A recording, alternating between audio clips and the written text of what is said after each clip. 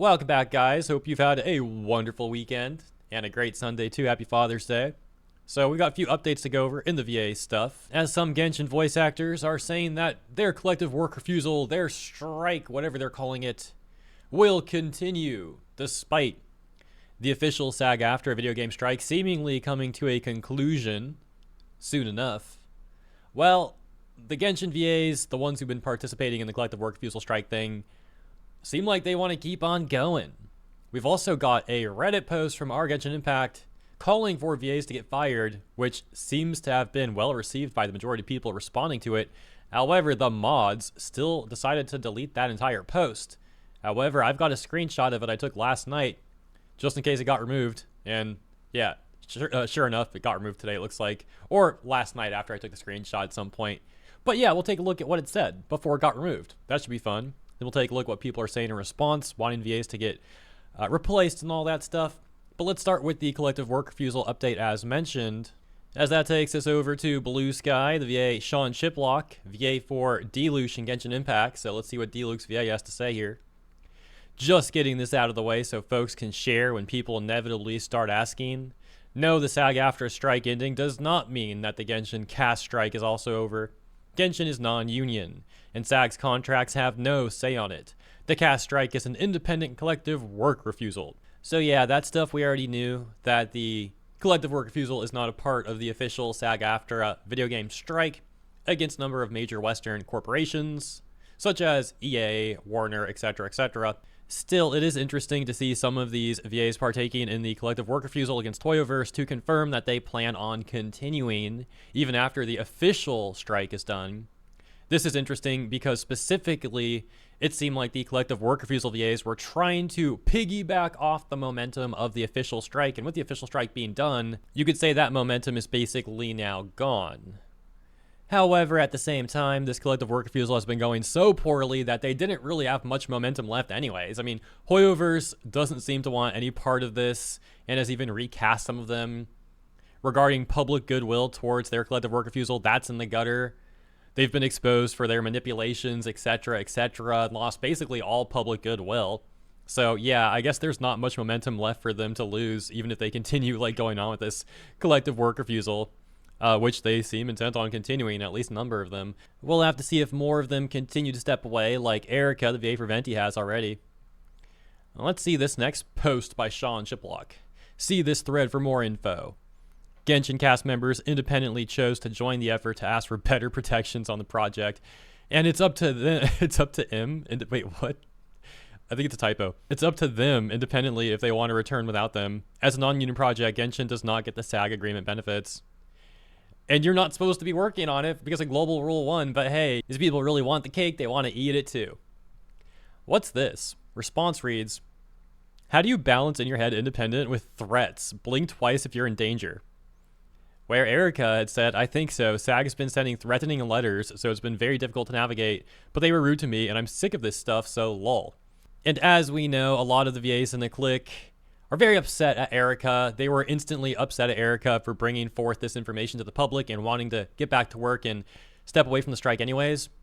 But then they were even complaining about her in their private Discord, which we talked about the other day, how they were saying stuff like, what Erica did was the single most damaging thing to our strike.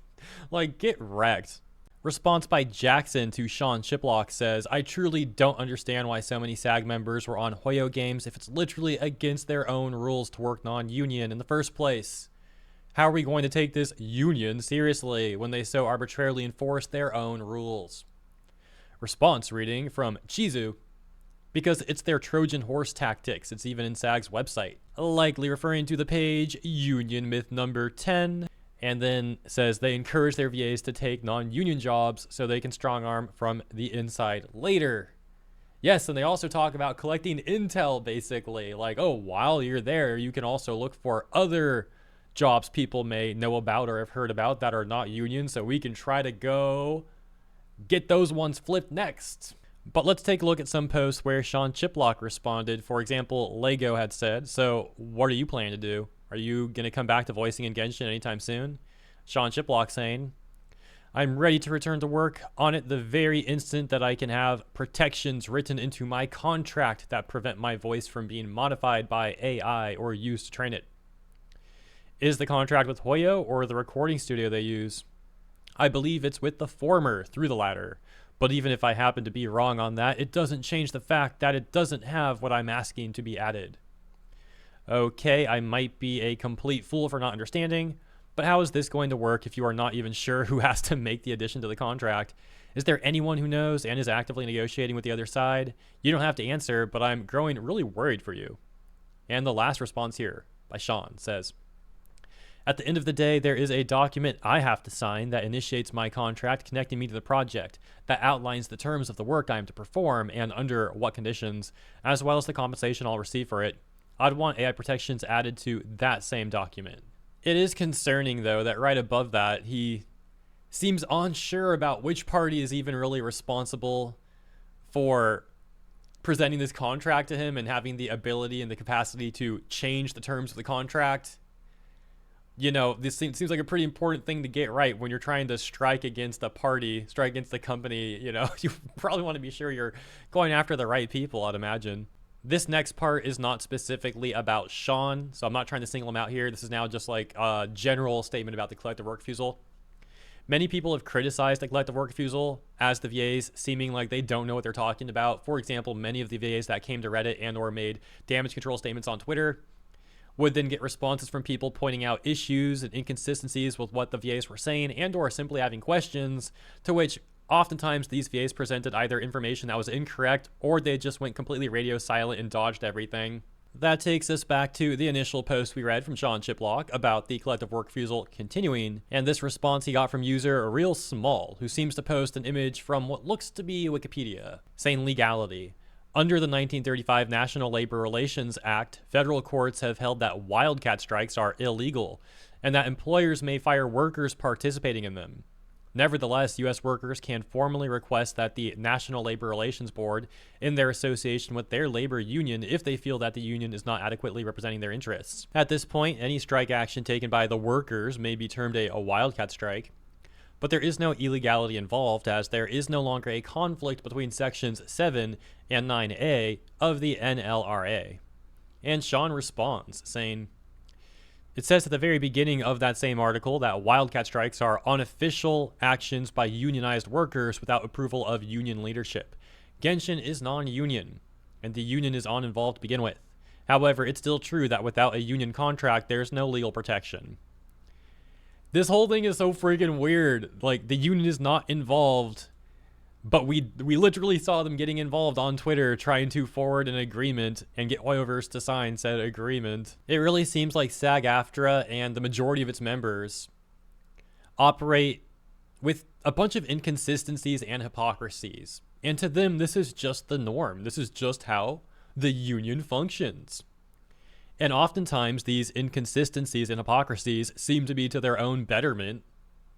So it seems like, as mentioned, a lot of them are fine with this being the case. But they're also in the entertainment sector, and in this day and age of the internet and all that, they rely on public support more than ever, arguably. And so it's like they also expect the public to just blindly side with them and support them unquestionably.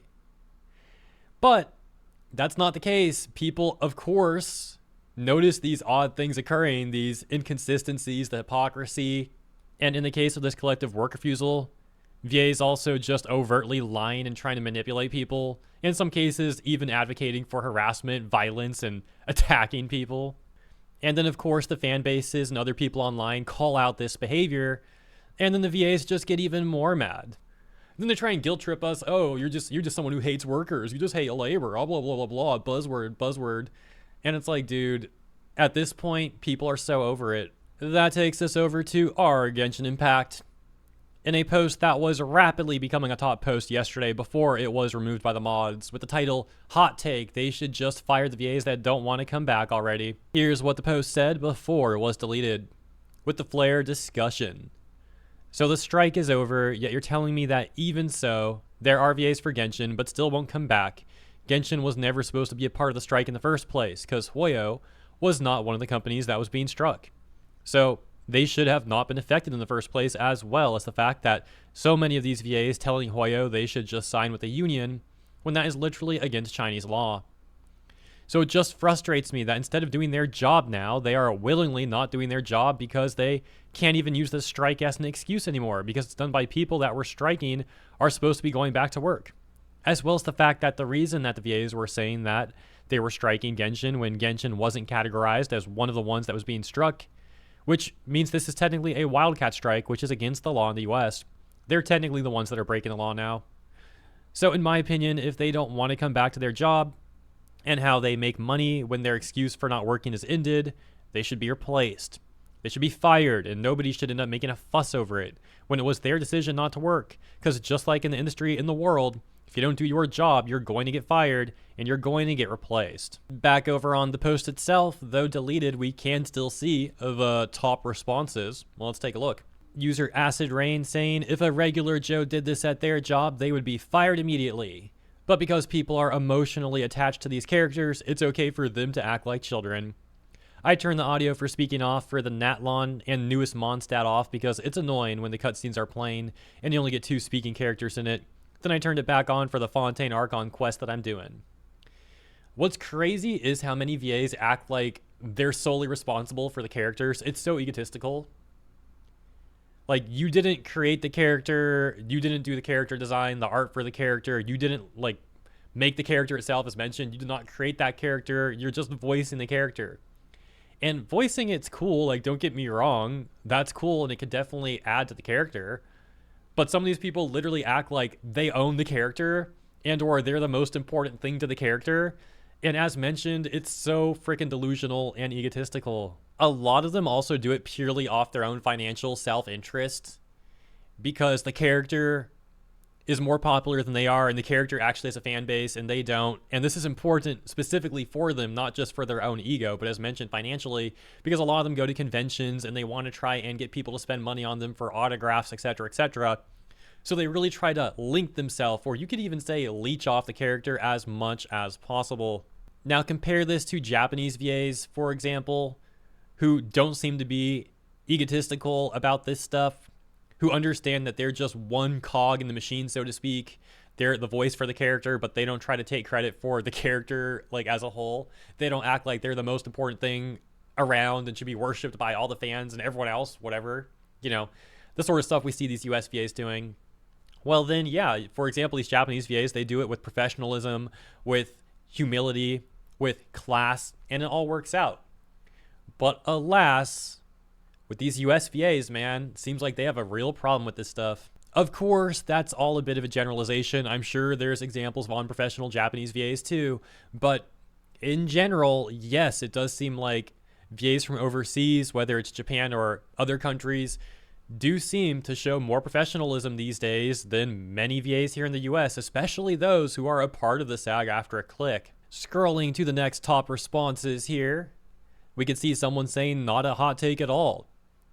Meaning they seem to agree with the OP, wanting all the VAs who refuse to still work to just get recast. The OP responds, saying, you would be surprised just how much hate I got for this opinion on other social media, so I absolutely thought that this was going to be a hot take. Was not expecting people to agree with me at all. I'd gotten threats sent at me because I was saying their favorite VA should be replaced. Another top response saying based in the OP, leaving a similar sentiment there. And this next top response saying it's not a hot take. They are legitly trying to strong arm a contract using their leverage as a union. Just fire anyone who isn't coming back. We've been patient since day one. Heck, players like us have even been on their side for a majority of it. Dishonest gambits and moving the goalposts, some of the most bad faith discourse I've ever seen, were the results of their work refusal. In the future, I wouldn't be surprised if being SAG certified would be a huge deterrent for VA casting. Oh my gosh. Yeah, I mean, it's looking like that. It could be the case now even in many ways, let alone in the future even more so potentially. The user continues. SAG's efforts have done the most damage to unions I have ever seen in an online space. What's really funny is that particular line of thinking. I saw people in the VA click on Blue Sky saying that that was literally just an anti-union talking point. Like they try and dismiss it as, oh, it's just an anti-union talking point. There's no merit to that. SAG hasn't done any damage to unions. Like, they're in such a hive mind, excuse me. Republicans would blush at how much SAG has ruined the name of good unions. And then the OP again, like, saying a similar thing here. Let's go on and read a few more of these. Honestly, I agree. As much as I love a lot of these VAs, at this point now, they'd just be refusing to do their job, and normal people usually do get fired for that kind of stuff. And lastly, we'll take a look at this one that says, well, it would be ideal to ask them to make sure. Some won't want to come back for certain, Deluge, Kaya, and like-minded VAs, but for some who'd like to come back, like Zach and Sarah, there would be a need to definitely check to make sure. Yeah, it seems like a reasonable enough suggestion. To be fair, also, I don't know if they've already done this. For example, when John Patnois got replaced as Kanich, hypothetically, maybe Hoyo sent a final notice to that dude, and he responded or didn't respond or whatever the case may be. Who knows for sure? So yeah, I'll leave it there for today, guys. But spoiler alert, there is another VA video coming up here on the channel soon, because there was another VA crashing out on social media. We'll talk about that and also take a look at a number of tweets that they were trying to hide that they don't want people to see. And it always just makes things so much funnier when there's a bunch of hidden tweets. Also, I'm pretty much over being sick now, but it's still like lingering a little bit. So yeah, my voice is a little weird in this one. Sorry about that. But yeah, I'm like 99% better, I'd say. Maybe it's a little optimistic. Maybe like 90% better. But yeah, anyways, pretty good weekend. Hope you guys have had a great weekend too. And let's have a wonderful week ahead. Once again, happy Father's Day to the fathers out there as well. And yeah, thank you guys for tuning in. Consider liking and subscribing if you enjoyed my coverage. Appreciate you. And I'll see you in the next one.